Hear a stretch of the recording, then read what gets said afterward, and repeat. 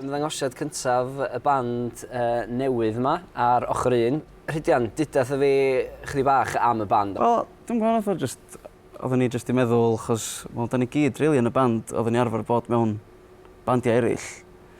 Fel heina di rhyw fath o ddod i ben yn naturiol, to. Oedden ni'n meddwl, oedden ni ddod at yn gilydd.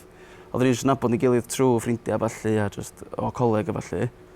A penderfynu, os ni'n trio recordio album. Ti efo fiolas, a chdi efo hyd cynt, ydy hwn yn rhyw fath o brosiect ar yr ochr, neu ydych chi'n cymryd hwn fwy fel eich prosiect ar hyn o bryd?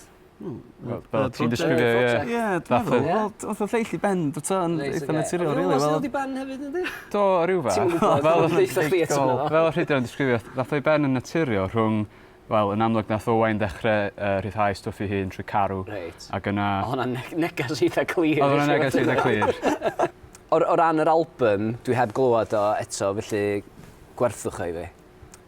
Wel, y bwriad efo hwnna bod ni'n trio gynnu sŵn holl o wahanol i be nathon ni fo'r bandiau blaenorol oedden nhw, to. So dwi'n meddwl fod hwn mae'r sŵn chydig bach mwy... Oedden ni'n trio mynd am rhyw fath o blues, rock, math o beth i ddechrau. Dwi'n meddwl bod ni'n troi mwy mewn i rock, blues ebyn hyn, ond...